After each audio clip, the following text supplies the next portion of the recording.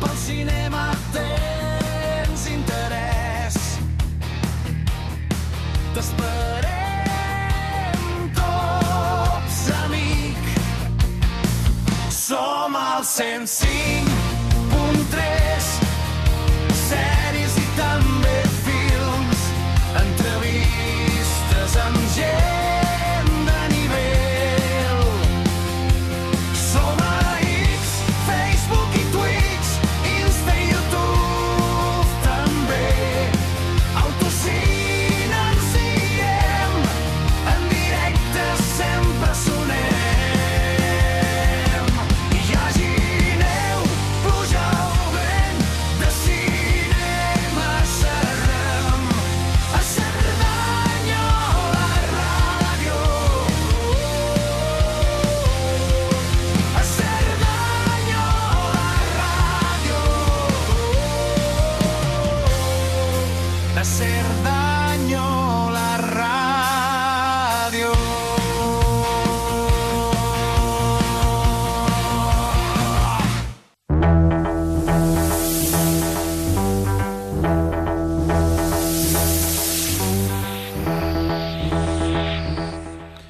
Muy buenas noches y bienvenidos una semana más a Autocine, el programa de radio dedicado al séptimo arte y al audiovisual desde todas sus facetas posibles.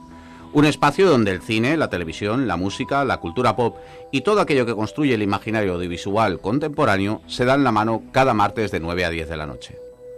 Ya sabéis que podéis escucharnos en directo a través de la 105.3 de la FM, también desde sardañola.info y acompañarnos en live a través de Twitch. Y si el horario os juega una mala pasada, no pasa absolutamente nada, porque podéis recuperar todos nuestros programas en YouTube e iVoox. Además, os invitamos a seguirnos en nuestras redes sociales, Facebook, Instagram, X y Blue Sky, donde seguimos ampliando esta comunidad cinéfila, cultural, programa tras programa.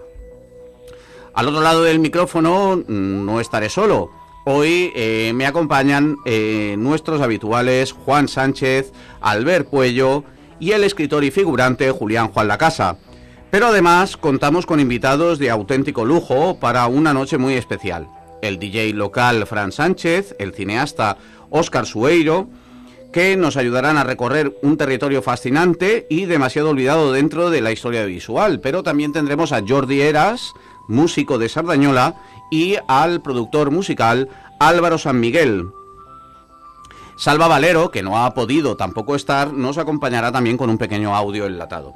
Y por supuesto al control técnico Nuria Folk, responsable de Contracordura, ese magazine recién salido de quicio que os recomendamos seguir desde también en Instagram, porque merece muchísimo la pena. Y quien nos habla, Alberto Rodríguez, director y conductor de este programa, os invita esta noche a viajar varias décadas atrás, a una época en la que el sonido del futuro todavía no existía y hubo que inventarlo prácticamente desde cero. Porque hoy en Autocine dedicamos el programa a todos aquellos pioneros de la música electrónica audiovisual, artistas, ingenieros, compositoras y experimentadores que entre los años 50 y 70 comenzaron a manipular cintas magnéticas, osciladores, reverberaciones, ruido industrial y grabaciones alteradas para crear sonidos que nadie había escuchado jamás. Mucho antes de los sintetizadores modernos, antes del techno, del synth-pop o de la electrónica comercial, hubo personas encerradas en laboratorios sonoros imaginando cómo sonaría el mañana. Y entre todas ellas destaca una figura capital, Delia Derbyshire, responsable de convertir el tema de Doctor Who en uno de los sonidos más icónicos de la ciencia ficción televisiva. Esta noche hablaremos de la BBC Radiophonic Workshop, de la música concreta, de ciencia ficción, de laboratorios sonoros, de invisibilización histórica y también de cómo muchas mujeres y creadoras fundamentales quedaron relegadas a los márgenes mientras otros firmaban el futuro. Porque quizá la historia oficial de la electrónica no está tan bien contada como creemos. Arranca Autocine y esta noche el futuro suena analógico. Comenzamos en 3, 2, 1, ¡acción!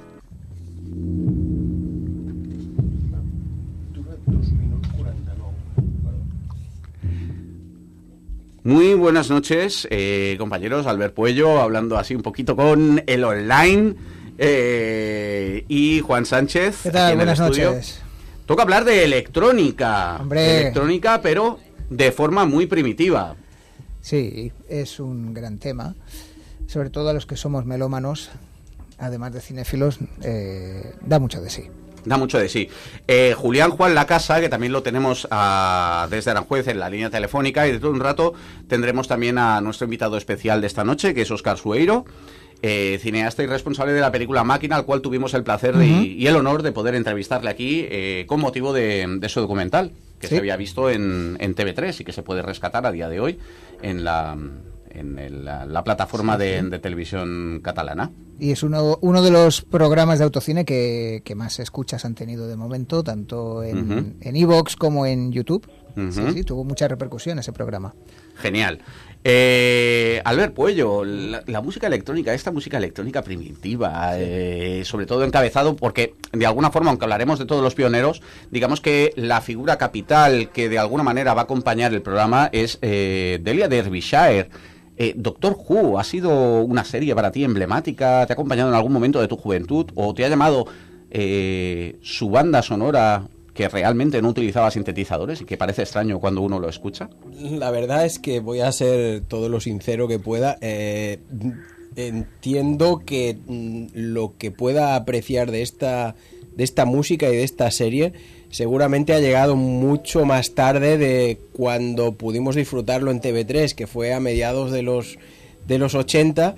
Y sinceramente, pues como en casa hacía bastante poco tiempo que nos habíamos comprado un televisor en color, el punto de vista que yo tenía de las series de televisión que llegaban, que eran en blanco y negro, pues digamos que era un poco,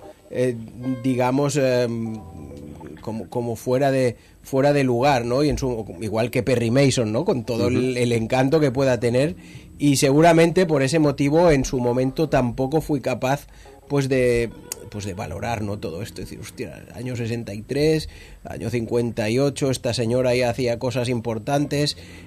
Sinceramente, sí que es verdad que luego pues temas Moroder y Walter Carlos sí que los he vivido un poco más de cerca, pero este en concreto, que es el Doctor Who, pues mea culpa, no supe disfrutarlo en su momento como debí. Juan Sánchez, muy buenas noches y bienvenido a un programa más. Buenas noches de nuevo, Alberto. Delia Derbyshire, Daphne Ophram, toda una serie de mujeres, muchas de ellas invisibilizadas simplemente por el hecho de ser mujeres. Si no voy errado, creo que Delia Derbyshire fue escondida de los créditos de la serie de Doctor Who prácticamente 20 años.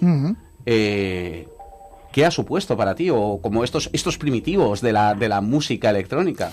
Bueno, hay que decir que muchos de estos nombres que mencionabas fueron invisibilizados no solo por el hecho de ser mujeres, sino también porque había reticencias en un principio a considerar música lo que ellas hacían. Se consideraba más bien que la electrónica eran pues recursos al servicio de la trama, pero no música exactamente, ¿no? Estaba más dentro del terreno de los efectos de sonido. Y con el tiempo pues ha ido adquiriendo el prestigio merecido como música. Hay un documental interesantísimo que tú también has visto estos días, Hermanas y Transistores, donde, bueno, el testimonio de todas estas compositoras traza muy bien el recorrido de cómo en la BBC a finales de los 50, primeros 60, pues para un tipo de emisiones que abordaban temas a veces relacionados con lo paranormal o la ciencia ficción, se consideraba que necesitaban nuevas sonoridades, ¿no? Y así es como empezaron a experimentar de manera bastante artesanal, porque como tú mencionabas hace un momento, no hay ningún sintetizador, por ejemplo, en la sintonía por la que ha pasado la historia Delia Derbyshire, ¿no?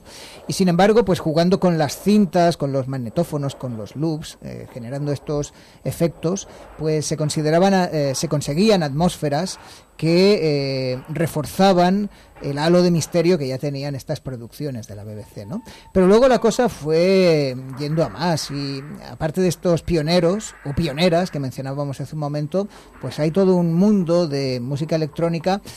Y me gustaría decir, ¿no?, de entrada que cuando hablamos de electrónica no es exactamente, no nos referimos a lo que ha acabado significando ese término, ese adjetivo. Hoy en día se entiende por música electrónica, música de baile, ¿no? Pero aquí estamos hablando de otra cosa, estamos hablando de música generada a través de sintetizador o de elementos electrónicos, pero con un componente creativo, artístico, mucho más cercano a lo que sería la música concreta, que luego ya entraremos en este terreno, o a la música electroacústica o a la música aleatoria. Por lo tanto, es un terreno interesantísimo y que casa muy bien con un tipo de producciones, a veces de ciencia ficción, a veces relacionadas con el tema de la ufología, por cierto, ¿no? Que nuestro invitado de hoy, Óscar Sueiro, es especialista en el tema y tiene un libro de reciente publicación sobre el tema. Y por lo tanto, pues ya digo que me he hecho aquí una lista de mis imprescindibles de la música electrónica que iré desglosando a lo largo de la noche. Genial. Juan Lacasa, muy buenas noches. Recién venido de firmar libros. Bueno, algo así, no conseguí vender, pero mira, por lo menos es la primera vez que vengo, que voy a eso y veo cómo se hace. Claro, evidentemente es una experiencia. Pero centrándonos un poquito en el programa de hoy, ¿qué puedes decirnos de todos estos compositores, ingenieros en algunos, en muchos casos, experimentadores y sobre todo, no sé si has tenido la posibilidad de ver estos días, ya sé que estabas muy ocupado, pero Hermanas con Transistores, la cual es un documental muy interesante que recomendamos desde aquí y que podéis localizar si tenéis suscripción a ello en Filmin. Bueno, vamos a ver. Bueno, no le voy a contar, pero ya sabía un poco de todas estas experiencias que tuvieron. O sea, siempre ha habido artistas que han ido poniendo cosas nuevas en el arte y en la música también.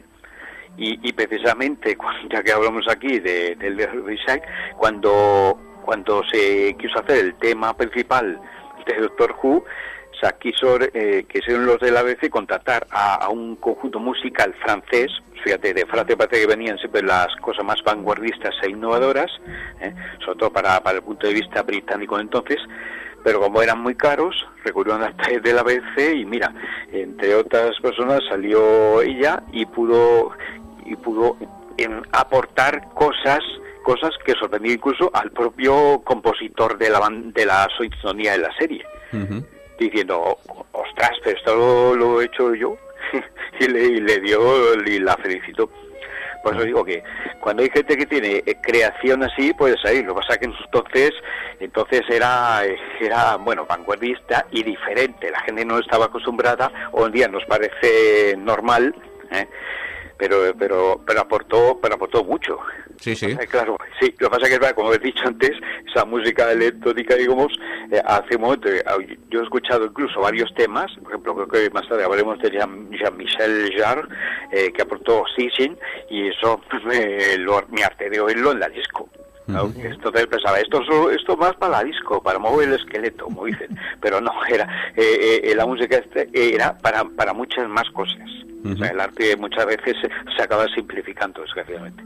Pues de todo esto vamos a hablar esta noche un poquito y su relación con el cine, cómo aparece este tipo de música de casi podríamos hablar de corta y pega, a base de cinta de cassette, magnetófonos y bueno, ir haciendo pruebas en laboratorios y en universidades más bien de ingeniería.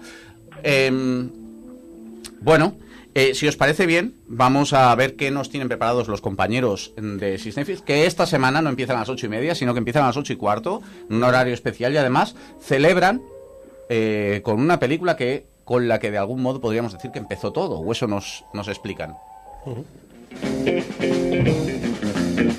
Hola, amics cinèfils. El proper dijous 28 de maig, amb l'horari especial 8:15 de la tarda, al Teatre Ateneu de Cerdanyola els oferirem un gran aconteixement. Amb ocasió de la projecció de la pel·lícula Nombre 1000 del nostre cineclub, farem una sessió especial que inclourà sortejos i obsequis entre els assistents i l'exhibició de la pel·lícula Pulp Fiction de Quentin Tarantino, estrenada el 1994, any que també neix cinèfil, i que serveix per commemorar el primer miler d'obres cinematogràfiques projectades per la nostra entitat, que s'ha fet essencial a la vida vida cultural i social de Cerdanyola. Com saben, Pulp Fiction va revolucionar el cinema dels anys 90 gràcies a la seva narrativa no lineal, els seus diàlegs memorables i la seva mescla de violència, humor i cultura popular, i que s'han fet icòniques les interpretacions tant de John Travolta, Samuel L. Jackson, Uma Thurman, Bruce Willis, etc.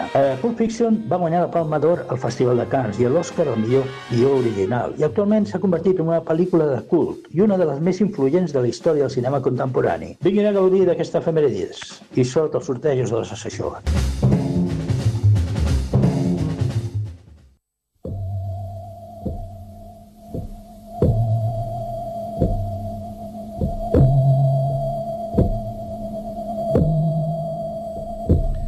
Juan, cuando pensamos en música electrónica pensamos en sintetizadores modernos o clubs, como tú comentabas, pero ¿por qué cuesta tanto imaginar que el sonido del futuro, esta electrónica, nació literalmente con tijeras, cinta adhesiva, magnetófonos, etcétera?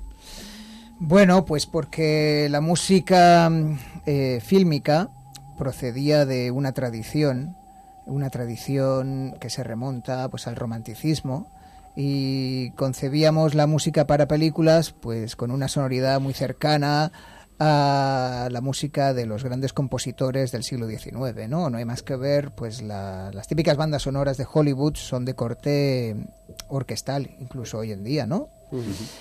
Por eso, esta ruptura, pues al principio fue recibida un poco con reticencia, pero esto es una constante a lo largo de la historia.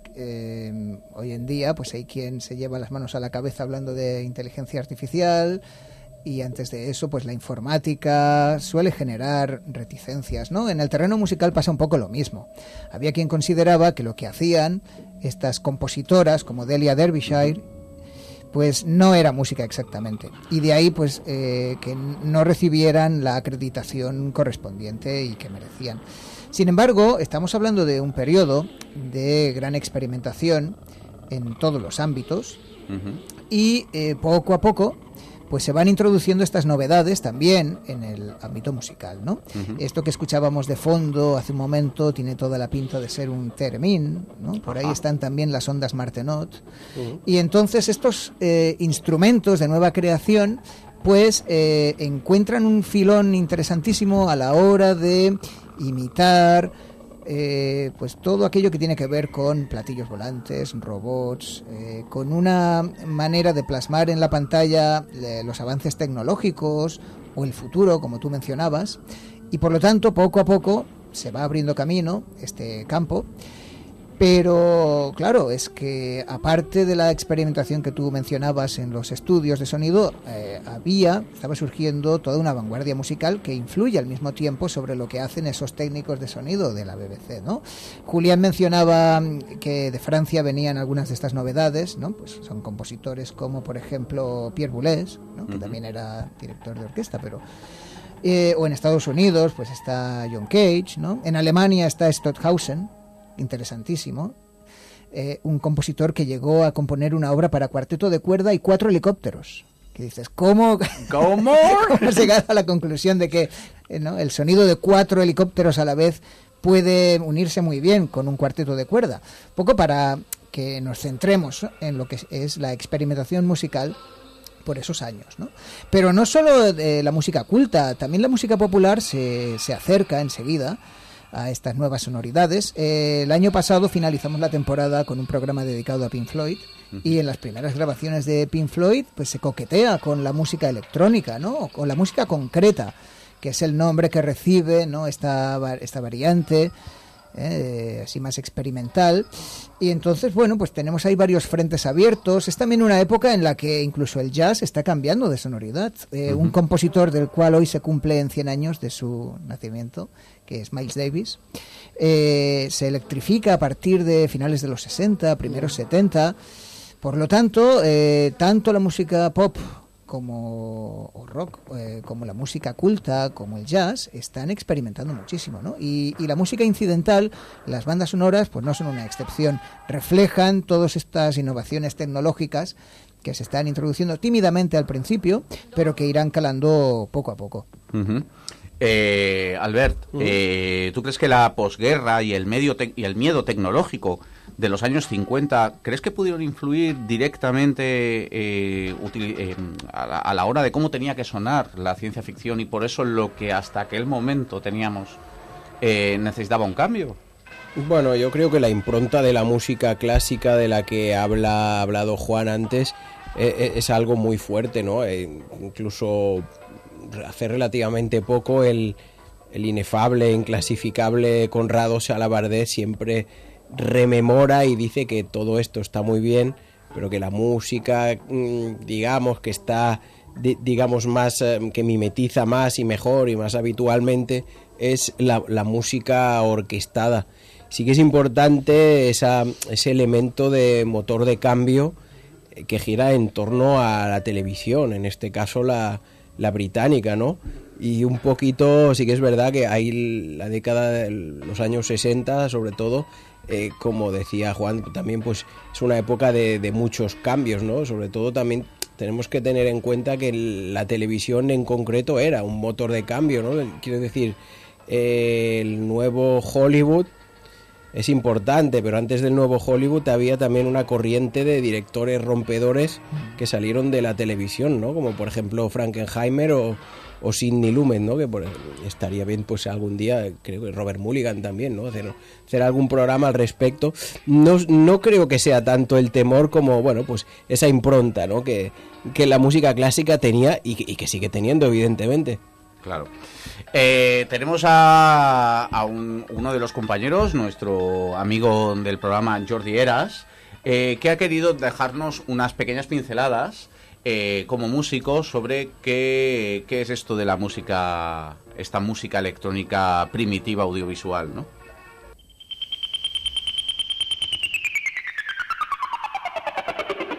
Bé, doncs podríem començar dient que el naixement d'aquest gènere, com és la música electrònica, o la primitiva música electrònica, vale, no hagués sigut possible sense dos avenços tecnològics importants, com són el descobriment de la cinta magnètica a finals del segle XIX i el fonògraf d'Edison, no? També als Estats Units. I, bueno, també com van fer servir, malauradament, els nazis, la invenció de la cinta magnètica per fer propaganda i tal. Van veure de repent que es podia gravar el so, sorgeix la possibilitat de manipular-lo en temps real i amb multitud d'efectes, i a aquest respecte doncs, tenim a França la cola, diguéssim, del grup de la música concret amb el Pierre Schaeffer i el Pierre Henry, i al Regne Unit tenim a la BBC Radiophonic Workshop. Aquí està la Delia Derbyshire, i bueno, és una figura important doncs, perquè aviam, en aquella època les dones no estava ben vist que tinguessin càrrecs importants a dins dels departaments de so de la ràdio, i feia una mica el que ningú volia fer, que era la feina bruta, no? Que era editar i un munt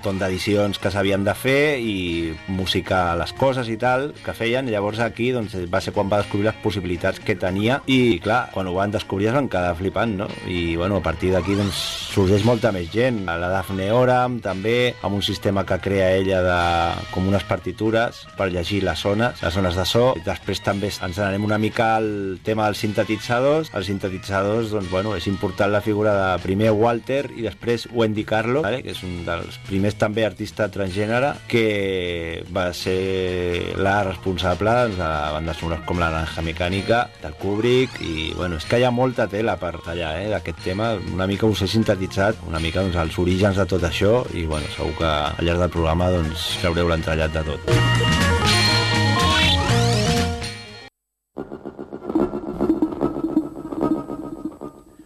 Pues aprovechando y a reivindicar un poquito, nos comentaba Jordi Eras el tema de la influencia, de alguna manera, de Hitler en la utilización del magnetófono, como también, pues bueno, una fórmula que luego de alguna manera aprovecharon todos estos pioneros.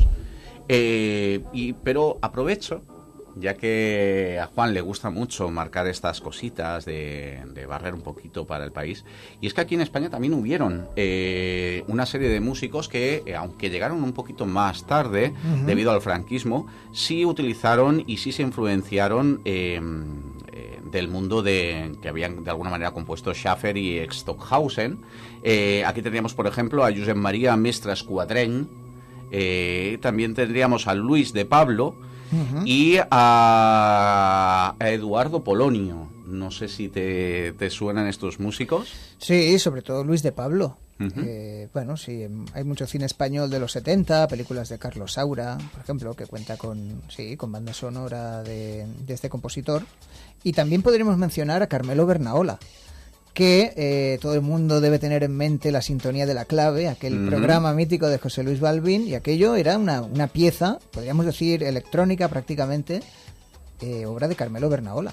Sí, aquí también hubo compositores que cultivaron este género. Incluso he descubierto estos días, a raíz del documental que mencionábamos de Hermanas y Transistores. Transistores. Es que el hijo del novelista Ramón J. Sender, que se llama Ramón Sender, pues también fue un destacado compositor en el ámbito de la música electrónica. Es norteamericano porque se exilió junto con el padre y aún vive, tiene 92 años y es un referente de la música electrónica en Estados Unidos. ¿Quién lo diría? El hijo de un novelista notable, ¿no?, de la literatura española contemporánea, Ramón Sender, pues también cultivó la música electrónica, sí. Y hay un documental interesantísimo sobre su trayectoria. Por lo tanto, pues sí, volvemos a juntar electrónica y audiovisual. Return to Sender, ¿no? Sí, que muy buena, nunca mejor dicho. ¿La electrónica nace más cerca del laboratorio o de un conservatorio, Albert?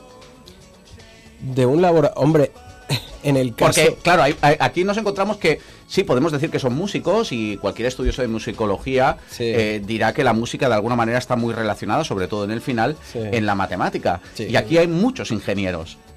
Bueno, ahí tenemos el caso concreto de Elia, es que viene de los dos ámbitos, ¿no? Tenía una formación musical y aparte, pues, este factor matemático también que tenía en sus estudios. Bueno, yo lo que veo en la música, digamos, de ese tipo, es que seguramente es como un inicio de lo que es la democratización, ¿no?, de la música, en el sentido de que seguramente pues no necesitas pues pertenecer a unas élites sociales pues para aprender a tocar un instrumento y dejar de lado otros quehaceres más profesionales.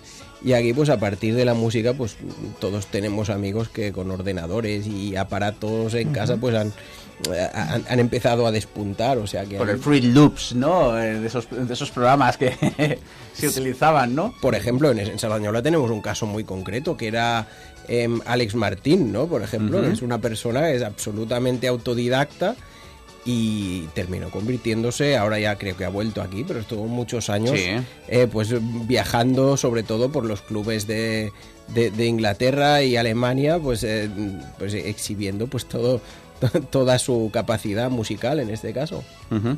Pues tenemos que hacer un pequeño parón, que toca dar lugar a la publicidad, así que os dejamos estos minutos de descanso antes de continuar con la música electrónica pionera.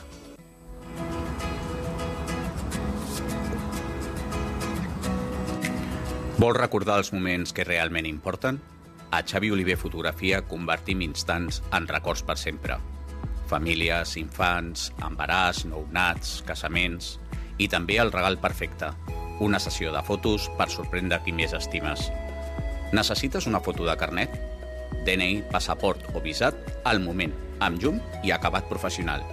I si tens una empresa, renova la teva imatge. Fotografia corporativa, LinkedIn i marca personal. Una bona foto pot obrir moltes portes. Ens trobaràs al carrer Sant Antoni, 13, a Cerdanyola. Descobreix més a xavioliver.com i a Instagram @xavioliver. Xavi Oliver Fotografia. Immortalitzem el teu millor perfil. Today brings a new product. It has a very sturdy storage bag. It can hold other accessories. Bueno, la BBC Radiophonic Workshop, que se crea inicialmente para hacer efectos sonoros baratos, no arte experimental. Ahí has dicho un adjetivo importante, baratos, porque, claro, contratar a una orquesta con sus correspondientes músicos, pues era mucho más caro, y lo que viene a hacer la electrónica es simplificar y abaratar costes, por lo tanto ese es un elemento a tener en cuenta también. Yo recuerdo un grupo que influenciadísimo, evidentemente, alemán, que hacía tecno industrial, sobre todo en sus inicios, como los alemanes Einsterzunde Neubauten, bueno, es que no cuesta mucho pronunciarlo, no. Estaría aquí Salva y me echaría bronca, ¿no? Te hemos entendido. Yo recuerdo que salían al escenario en concierto, iban con un hombre pues bastante cachas, bastante mazado, y en medio del escenario había un yunque conectado a la electricidad y conseguían ruidos a partir de los golpes que este hombre le daba al yunque. Yo creo que todo esto también, el tecno industrial, también ha mamado directamente de toda esta experimentación. Sin duda. Sí, porque ya decimos que en un principio era algo artesanal, que luego se fue sofisticando, ¿no? Lo que hoy en día consigues, ¿no?, apretando un botón, tocando una tecla, pero en aquel entonces había alguien experimentando detrás para, a partir de un sonido analógico, pues manipular aquello y generar sonoridades novedosas para aquel entonces. Y bueno, has mencionado Alemania también, es que Alemania ha dado grandísimos artistas en el terreno de la electrónica. En los 70... y un poco vinculados también con lo que sería la música progresiva, pues ahí están Tangerine Dream. Tangerine Dream, que bueno, siguen hasta hoy en día y son los autores de una banda sonora interesantísima en los 80, que es Carga Maldita, el remake de El Salario del Miedo, que por cierto, película. Sí, y pronto podremos verla en 4K en el Fenómena, en Barcelona, la van a proyectar próximamente. Y de ahí sale también Klaus Schulze, un compositor ya fallecido, interesantísimo también. Tiene en su haber la banda sonora de Angustia, una película del año 86. Y así podemos ir mencionando hasta llegar a Kraftwerk. Es decir, Alemania es un país en el que han salido muchísimos grupos de electrónica y que han tenido la oportunidad de trabajar en cine. Ahí está, por ejemplo, la banda sonora de Aguirre o La Cólera de Dios, de Werner Herzog, a cargo de Popol Vuh. Me comentan que tenemos por fin a Óscar Sueyo en antena. Muy buenas noches, Óscar, y gracias por tener ese pequeño tiempo para dedicarlo al programa. Hola, buenas, y disculpad por llegar tan tarde. Mi idea era unos 10 minutos 15, pero nada. he dejado un poquito la clase y bueno, no quería tampoco irme así como así. Lo bueno se hace esperar. Estábamos hablando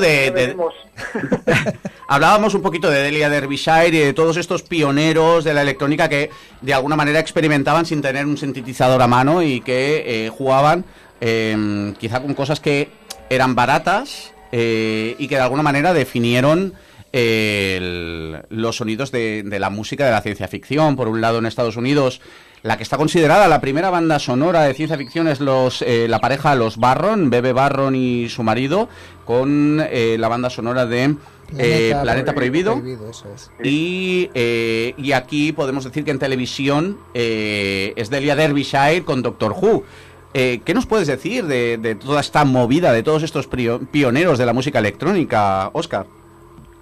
Pues mira, la sintonía está del año 63, creo, de Doctor Who, me parece fascinante, alucinante, increíble, y vamos, que esté hecha en su momento con todo lo que cuesta y costaba hacer algo así. Pensad que, claro, ahora los sintetizadores han reducido su tamaño. Hubo un tiempo que empezaron los fabricantes, tras esta popularidad, a fabricarlos para que te quepan en tu habitación o los puedas transportar a un pequeño concierto, pero antes eran inmensos. Y las grabadoras de cinta magnética, nosotros ya de pequeños conocimos el cassette, pero no los magnetoscopios estos gigantes. Entonces era un trabajo muy, muy, muy artesano, de grabar una cinta, grabar la otra, pasar un poquito a cámara más lenta, más rápida, aplicar la reverb, yo qué sé, a veces para la reverb iban y lo grababan en el lavabo, en la bañera, o otros ponían unos tubos para el micro para hacer un poco de un filtraje y que la voz no sonase así como así, o sea, era mucho más artesano de lo que la gente se puede imaginar, tiene mucho mérito. Esta pequeña sintonía de Doctor Who debería tardar 40 días en hacerla, ¿sabes? Ahora te pones con un portátil y si eres un tío más o menos o chica más o menos inspirado o inspirada, pues yo qué sé, con 2 o 3 días la puedes hacer, ¿no? O sea, son 2 segundos al final de... Lo más curioso, Óscar, es que Ron Greiner se lo llevó en crudo, porque a ella la invisibilizó, no salió en los créditos hasta que no pasaron casi 20 años. Es increíble. Bueno, a ver, es increíble. Mirándolo, echando la vista hacia atrás, hoy por hoy, ha pasado sistemáticamente. En la pintura, en la escultura, en la música y en el cine. Entonces, bueno, no os podemos sorprender, pero sí que está bien que lo digáis y se haga público y normalicemos pues que el hombre ansioso de poder pues ha aprovechado del trabajo de mentes brillantes como la de Delia y entre otras, ¿no? Tenemos un pequeño corte de nuestro amigo también del programa, Álvaro San Miguel, productor musical, que ha querido también dar su opinión sobre todo lo que es un poquito la música, esta música electrónica audiovisual, ¿no? Venga. Después de la Segunda Guerra Mundial, el mundo quedó fascinado y también inquieto con la tecnología. Eran años de radares, satélites, energía atómica, computadoras gigantes y una carrera científica que prometía cambiarlo todo. La humanidad miraba hacia el cielo, imaginaba ciudades futuristas y soñaba con viajes interplanetarios. Y en medio de esta obsesión por el porvenir, apareció una pregunta inesperada. ¿Cómo debía sonar el futuro? La música tradicional no tenía la respuesta. Un violín o un piano podían emocionar, claro, pero la ciencia ficción necesitaba otra cosa: sonidos desconocidos, frecuencias extrañas, ecos metálicos, paisajes sonoros capaces de representar máquinas inteligentes, alienígenas o mundos que todavía ni siquiera existían. Y así, mucho antes de los sintetizadores digitales y las computadoras actuales y modernas, comenzó una revolución silenciosa dentro de estudios experimentales, radios públicas y laboratorios de sonido. La llamada música concreta y electrónica nació manipulando cintas magnéticas, grabaciones de motores, ruidos industriales y osciladores analógicos. Los compositores cortaban cinta con tijeras, invertían sonidos, alteraban velocidades, construían piezas enteras pegando fragmentos a mano. Era casi una mezcla de ingeniería, matemática y arte contemporáneo. Uno de los grandes centros de esta exploración fue el mítico BBC Radiophonic Workshop, en el Reino Unido. Allí trabajó una mujer fundamental para entender cómo empezó a sonar el mañana, Delia Derbyshire. Matemática brillante y obsesionada con las texturas sonoras, Derbyshire transformó una melodía simple escrita por Ron Greiner en uno de los temas más reconocibles de la historia de la televisión. Sí, la música del Doctor Who, la que suena. Importante destacar que Ron Greiner, que tenía los derechos de autor, se lo llevó todo crudo sin compartir nada con ella. Delia Derbyshire. Pero lo extraordinario de esta transformación de la melodía es que lo hizo sin sintetizadores modernos. Cada pulso, cada eco, cada vibración fue creado manipulando cintas y generadores de tono de manera artesanal. Vamos, que era música del futuro hecha a mano que todavía hoy suena futurista. A finales de los 60 y principios de los 70, crea junto a Hodgson y al músico David Borhaus el estudio de grabación Calidophone, y graban allí, bajo el nombre de White Noise, el disco An Electric Storm, que se editó bajo el sello de Island Records. Este disco está considerado como el primer disco de música electrónica. Estaba lleno de sonidos experimentales. No vendió demasiadas copias, la verdad, pero hoy en día es considerado como un disco de culto. Casi al mismo tiempo, en Alemania estaba naciendo el movimiento artístico Krautrock, donde se comenzó a usar la experimentación sonora con bandas como Kraftwerk, Can o Tangerine Dream. Delia Derbyshire permaneció en el taller radiofónico de la BBC hasta 1973. La mayoría de sus obras realizadas para la BBC quedaron en el anonimato y los derechos de autor fueron retenidos por la emisora. Junto a ella también destacó Daphne Oram, quien desarrolló un sistema revolucionario llamado Oramix, capaz de convertir dibujos en sonido muy interesante. En Estados Unidos, Bebe Barron abrió otro camino al crear, junto a su pareja, Louise Barron, la inquietante banda sonora Forbidden Planet, una obra pionera donde los circuitos electrónicos parecían tener vida propia. considerada una de las primeras partituras completamente electrónicas para cine. Aquellos sonidos extraños, inquietantes y alienígenas demostraron que la música y el cine de ciencia ficción necesitaban sonidos que todavía no existían dentro de la tradición más clásica y las ideas más ortodoxas. En 1968 apareció Wendy Carlos, figura clave no solo por popularizar el sintetizador Moog y ser su adalid, y por ser una de las primeras intérpretes famosas de música electrónica que usaron sintetizadores, sino también por abrir espacio dentro de una industria que históricamente invisibilizó tanto a las mujeres como a las personas trans. Entre sus obras más célebres figuran el disco Switch on the Bach, galardonado con 3 premios Grammy, en la que reinterpreta electrónicamente hablando composiciones de Johann Sebastian Bach, o las bandas sonoras para las películas de La Naranja Mecánica y El Resplandor, dirigidas por Stanley Kubrick, así como de Tron, dirigida por Steven Lisberger.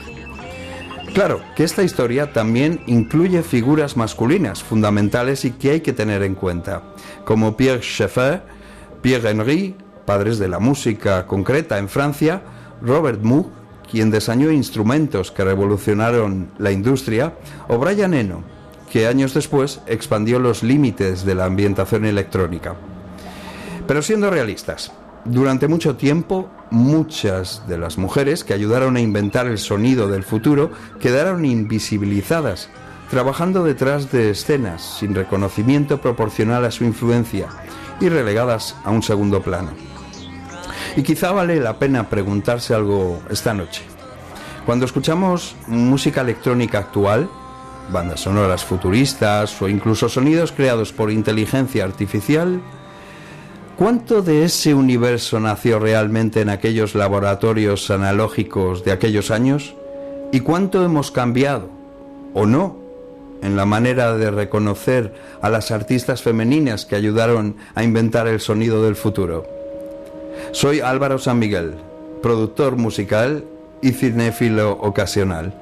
Saludo a todo el equipo del programa Autocine por informar de cosas tan interesantes como la de hoy y a Sardañola Radio. Gracias por la invitación. Buenas noches.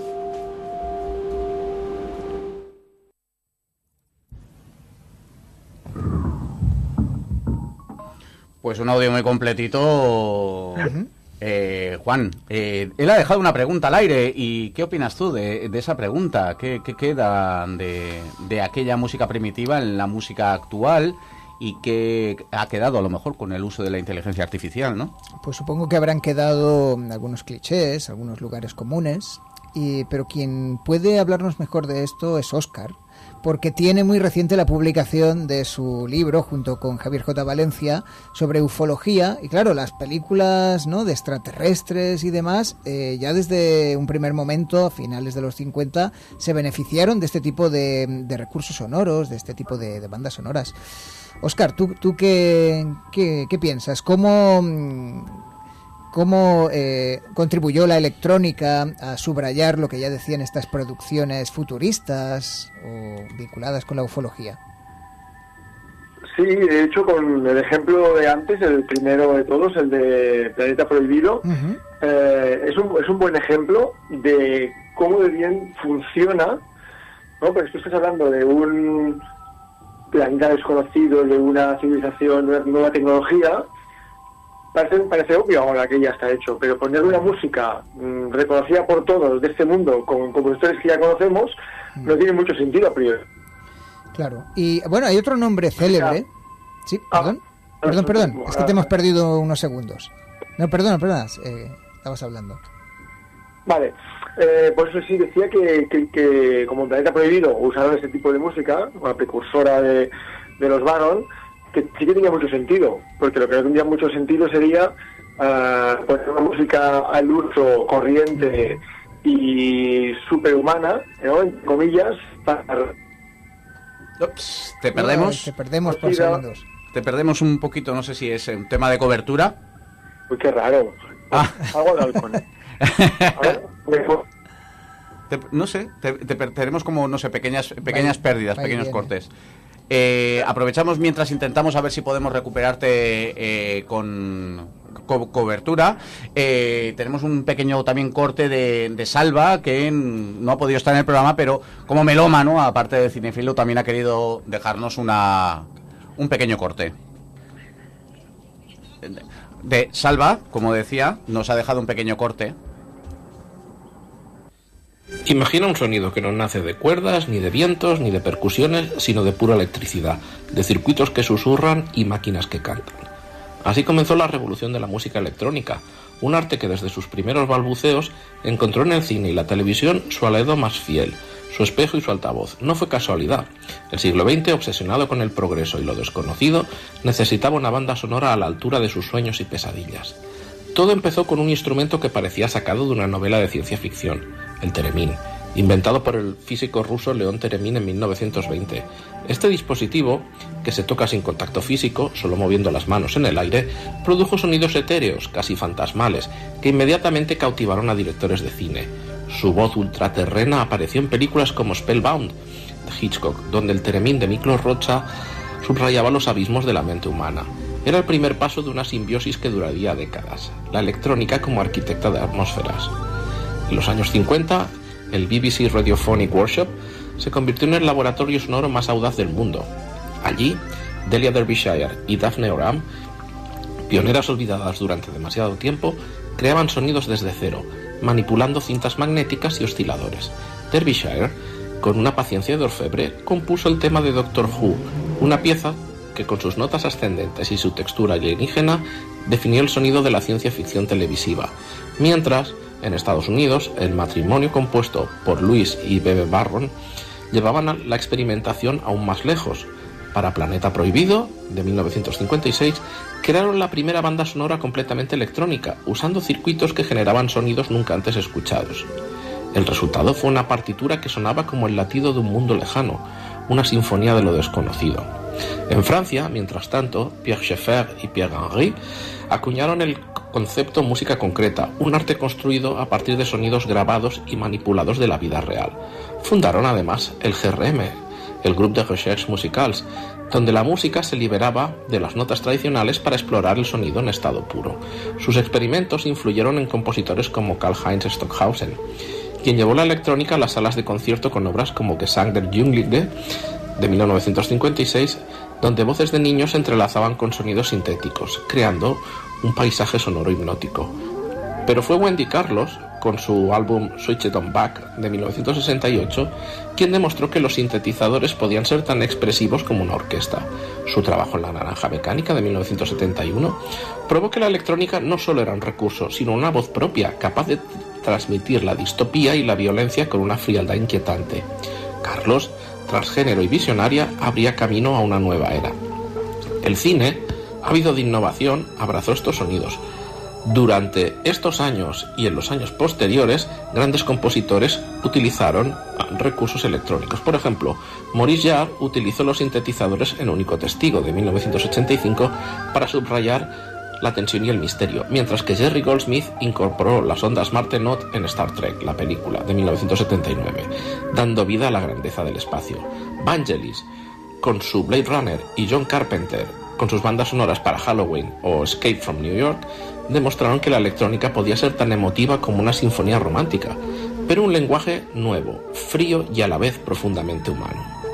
Fuera de las pantallas, la música electrónica crecía con fuerza propia. Kraftwerk, con su estética robótica, Jean-Michel Jarre, con sus melodías etéreas y orgánicas, y Giorgio Moroder, ganador del Oscar por El Expreso de Medianoche de 1978 y autor de la inolvidable banda sonora del Precio del Poder, llevaban el sonido electrónico a las masas. Pero siempre, en el fondo, estaba el cine. Su influencia era recíproca. La electrónica le dio al cine su voz futurista, y el cine le dio a la electrónica un escenario donde brillar. Hoy, cuando escuchamos el zumbido de un sintetizador en una película de terror o el latido de un bajo electrónico en una escena de acción, estamos escuchando el eco de aquellos pioneros. La música electrónica no solo cambió la forma de hacer música, sino la forma de sentir el mundo. Y en la oscuridad de una sala de cine, sigue haciéndolo.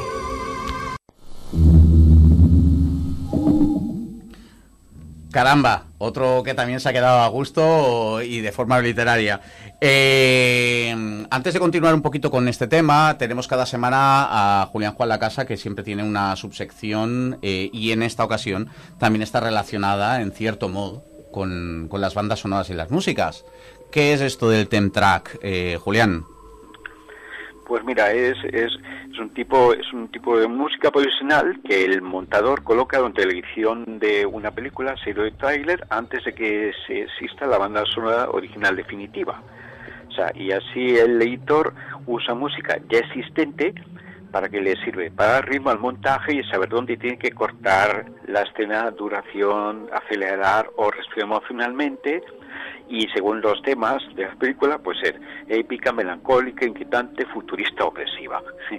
Y así das un guía al compositor, porque, mira, yo quiero esta película, el director, o sea, música editor, pues venga, pues ahora le voy a hacer esa música.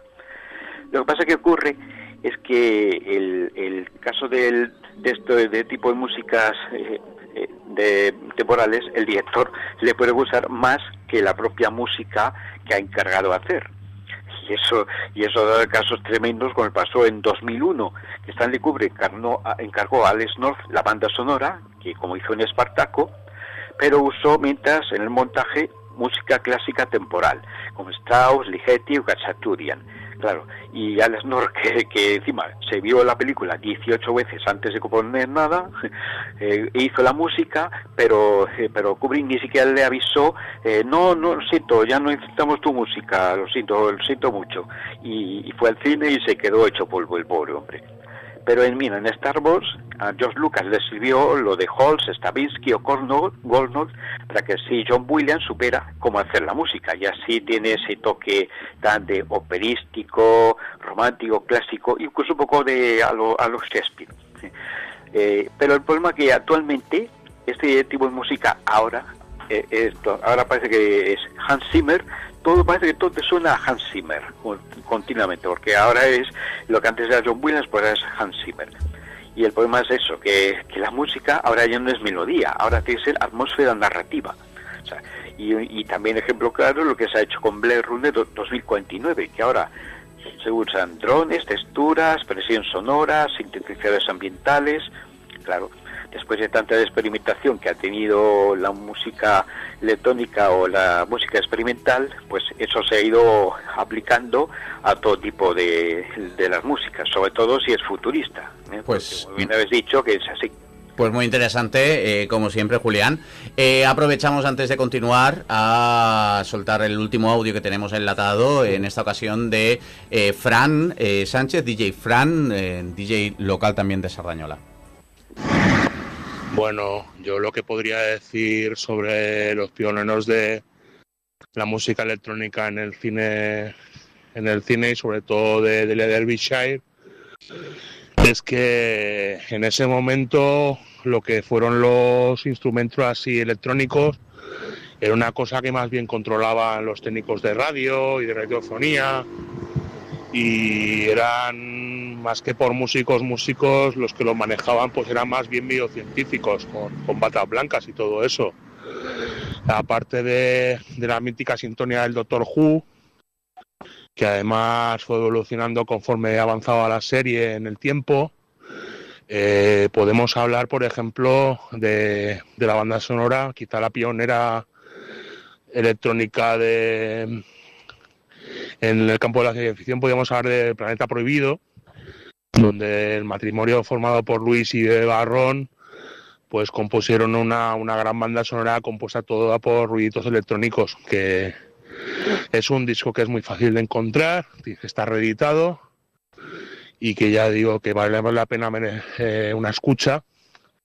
Luego también, no sé, me gustaría hablar, pues por ejemplo, de Gil Mele.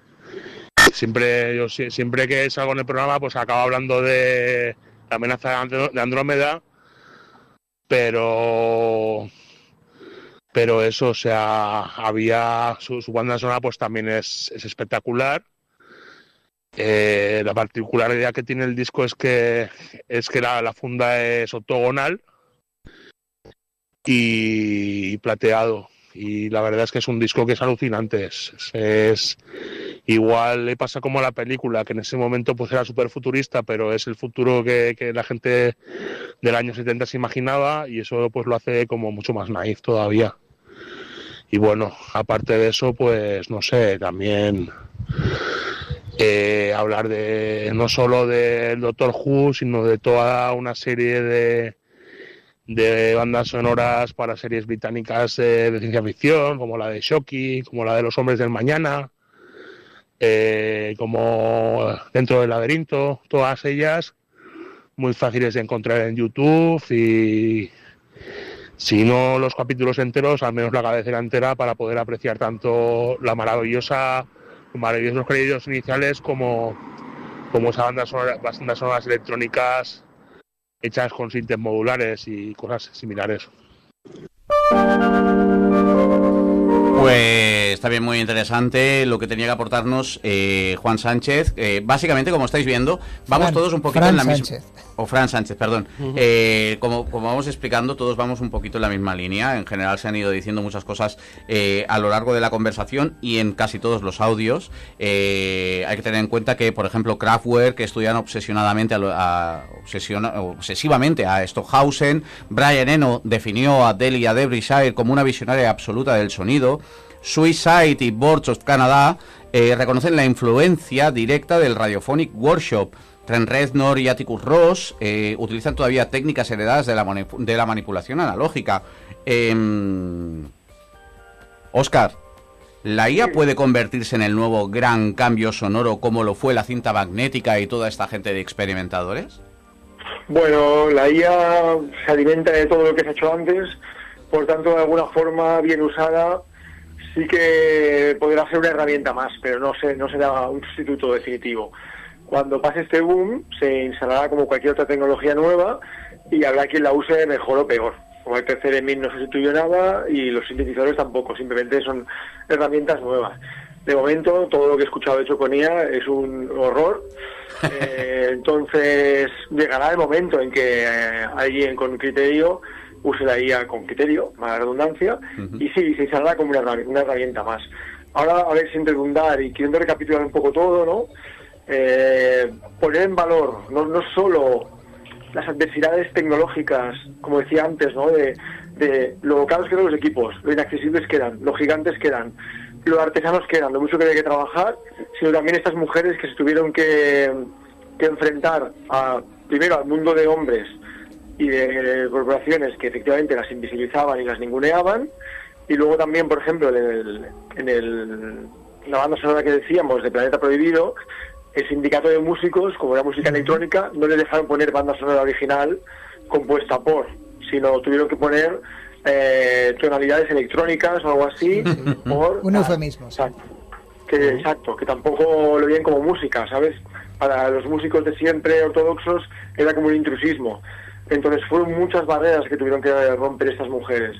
Antes se salía para experimental. Fue un constante laboratorio experimental todo esto. Y unos eran más vanguardistas, otras tenían un contenido más político, otras simplemente más artístico, más sensorial, pero eran todas unas apasionadas del sonido, que en un momento dado de su vida, por diversos motivos, por la alarma de los bombardeos, por el coche, por sintonizar la radio, con ruidos, que la gente no prestaría atención, se fascinaron por eso y se iba investigando. Y eso, y tiene un gran valor. Y ya recogiendo todo con el guante que me ha echado Juan del libro, nuestro cuarto libro, El ocultismo del cine, va a ser Ufología en el cine, que sí que efectivamente el cine se ha sabido alimentar de todos estos sonidos modernos, futuristas, ¿no? Aunque ahora suenan anticuados, en su momento eran futuristas, y como la gente no los había escuchado nunca, eran efectivamente futuristas, ¿no? Como intentaba decir antes.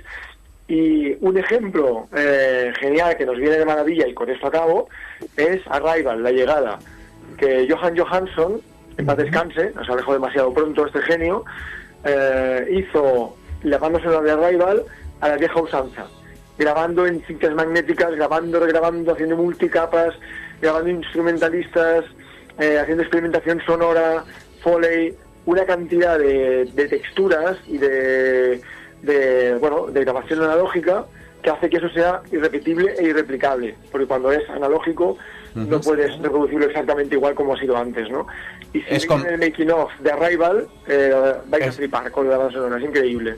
No, desde luego la historia del sonido del futuro quizá todavía queda incompleta. Muchísimas gracias, Óscar, muchísimas gracias, Juan, Albert, Nuria y quien nos habla, Alberto Rodríguez. Nos vemos la semana que viene con Pablo Rozafa y Puigdemene para hablar de el universo